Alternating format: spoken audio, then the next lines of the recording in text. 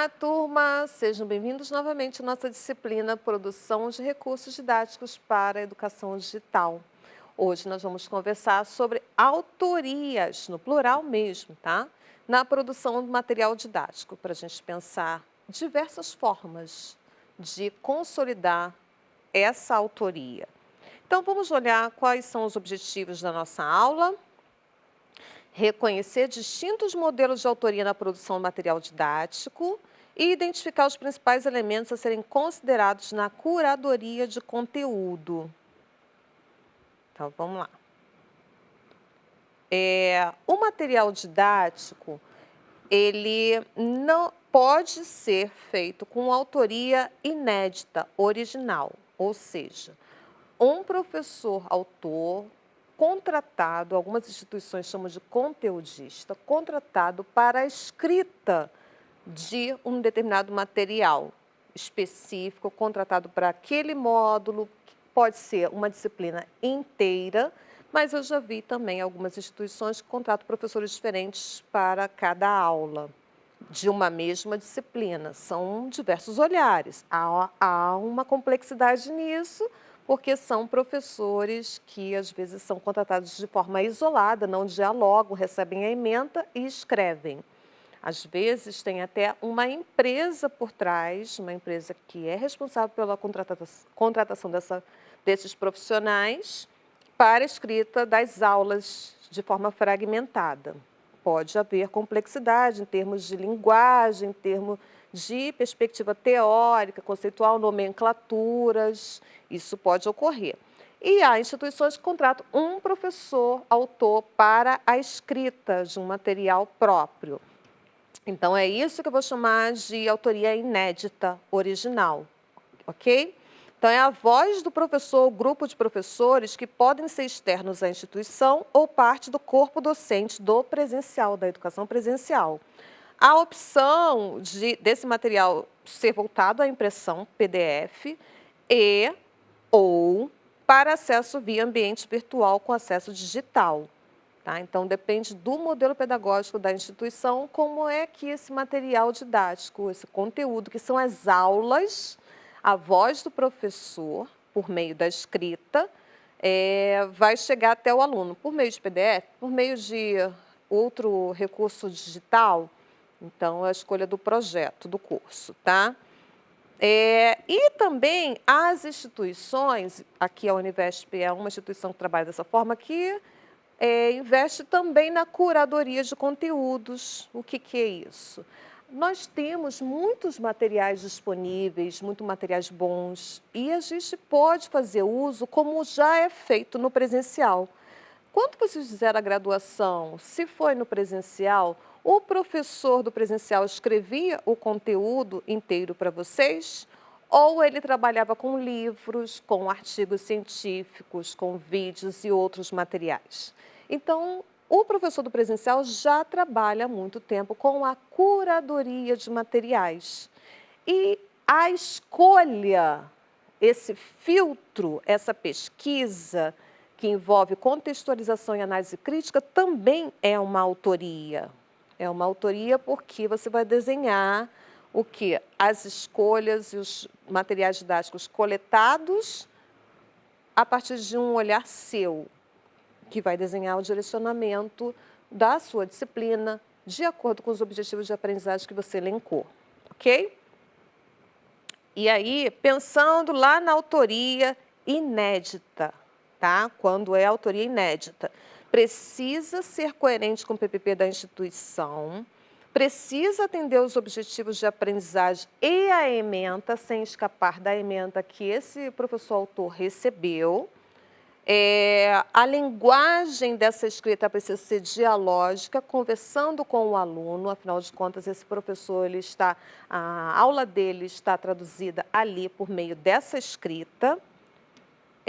Isso, pessoal, quando a instituição não trabalha também com videoaulas, tá? Quando ele trabalha apenas com esse tipo de material didático por meio da escrita, apostilas, por exemplo, tá?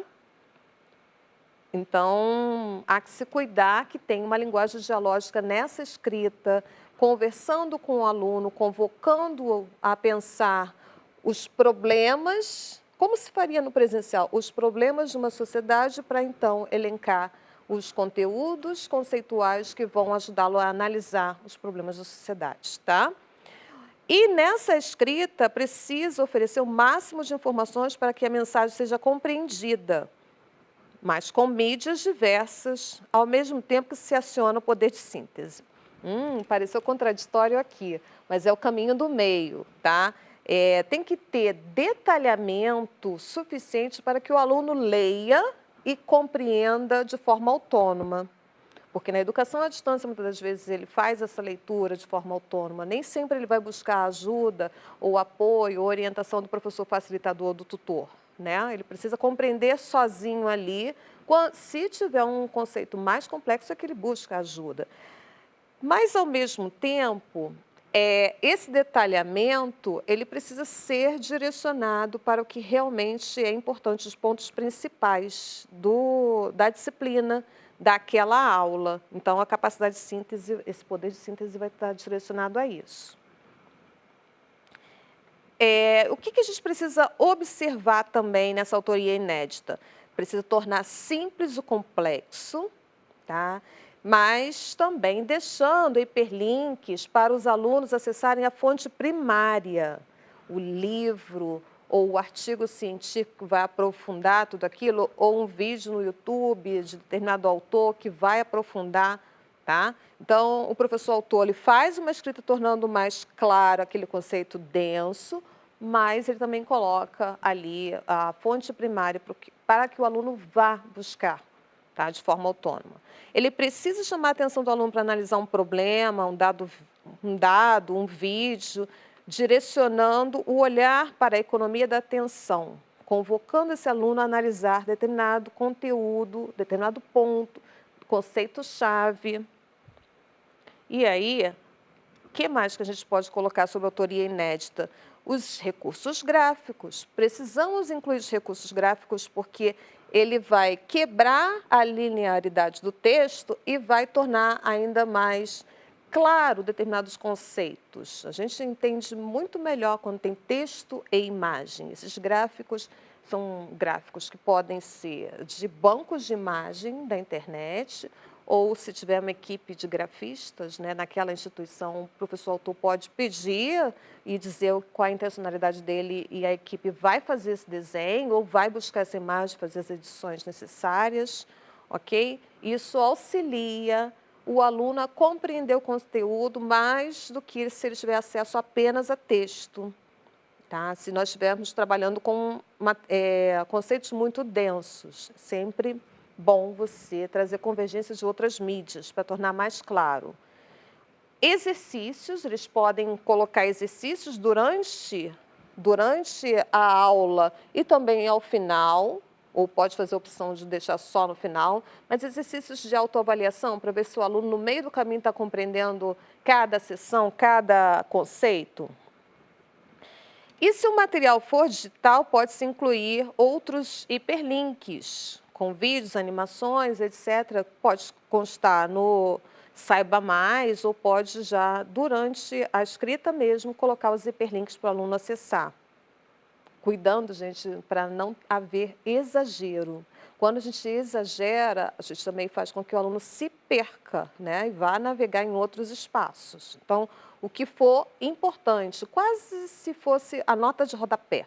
Nota de rodapé é para aprofundar, né, determinado conteúdo, mas não é primordial a leitura daquela nota de rodapé para a compreensão do texto. É nesse sentido que a gente usa, tá? Agora, a curadoria. O que a gente precisa observar na curadoria? O que é isso? É cuidar, preservar, o conceito de curadoria vem daí. E aí a gente busca materiais públicos que estão na internet, mas que são públicos para compor o conteúdo da aula. São os materiais didáticos da aula. Vocês podem conciliar materiais autorais inéditos com curadoria também. Isso pode ser feito. Então, um texto, um material é uma escrita inédita, de autoria inédita, e outro já é artigo científico do autor X, autor Y. Vale a pena você fazer essa combinação também. O que a gente precisa observar na curadoria? nós precisamos fazer uma análise crítica quanto à abordagem, a pertinência da linguagem, a relevância do conteúdo para o público-alvo, os objetivos de aprendizagem, se está coerente, aquele texto ele atende, a carga horária da aula, às vezes o texto é maravilhoso, mas é gigante e vai demandar muito tempo do aluno para a leitura. Então, avaliar em cima da carga horária semanal da aula, tá? Esse tempo de leitura é importante e também a compreensão do aluno. Esse filtro quem faz é o professor autor.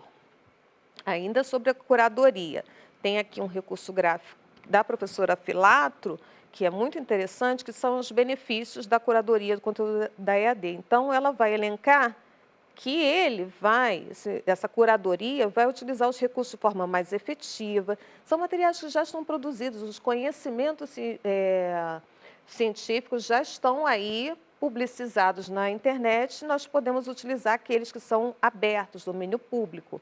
Ele provê múltiplas perspectivas, para além daquela perspectiva quando o material é inédito, porque aí é o olhar de um professor, ou no caso de uma disciplina que tem várias aulas separadas, que pode ocorrer aquela fragmentação na ideia da disciplina, na abordagem, na continuidade. Então, a curadoria resolveria isso. Favorece a contextualização, é uma forma mais rápida e barata de oferecer conteúdos, respeita as necessidades dos alunos. Bem, gente, estuda para a gente contemplar, buscar, tá? São os ideais. Evita o desperdício de tempo dos alunos, agrega valor instrucional, protege os direitos autorais, encoraja a reflexão, assegura a qualidade dos conteúdos. Então, a gente tem que buscar materiais de qualidade. E, gente, nós temos muitos repositórios que têm material de qualidade. Nós temos revistas científicas, periódicos, buscar aquelas que são mais consolidadas, de autores que geralmente são nossa fonte primária. Tá? Ensinar o aluno a ler artigos científicos, sim, é importante, pesquisas, relatos de pesquisa. Então, a curadoria vai auxiliar também trazer pesquisas de diversos autores. E é interessante trazer pesquisas que, às vezes, divergem os olhares. Sim, e chamar atenção para isso. Nos roteiros, eu trouxe aqui a imagem de 2 disciplinas que nós fizemos juntos, tá vendo? Eu trabalhei com vocês a disciplina Inovação, Tecnologia e Gestão da Educação e a disciplina Desafios da Educação Digital. Então, eu trouxe aqui para a gente dar uma olhadinha, não vou ler, claro, tá vendo? Esse bloco aqui é uma escrita autoral minha e no roteiro, na convocação do aluno, o professor autor, embora trabalhe com a curadoria para o material didático, tem aqui uma autoria, sim, que é uma autoria voltada para direcionar o olhar do aluno e convocá-lo para aquele tema daquela semana, daquela aula. Olha, aqui eu coloquei dessa forma. Às vezes, colocando questões problematizadoras para convocar vocês para analisar aquela aula, aquele tema, por meio da reflexão, uma reflexão anterior, para depois vocês terem acesso aos materiais didáticos que a gente apresenta para vocês, mas no roteiro, ali, em cada aula, tem também uma autoria inédita do professor autor, ainda que ele trabalhe com uma curadoria para os materiais didáticos, ok? E aí uma coisa muito importante para a gente, sabe, conversar, que a gente não pode deixar escapar, o problema da autoria versus plágio. Lembrando que o plágio ele não surge, ele não nasce com a internet. Há uma falsa ideia de que o plágio começou agora, sempre existiu.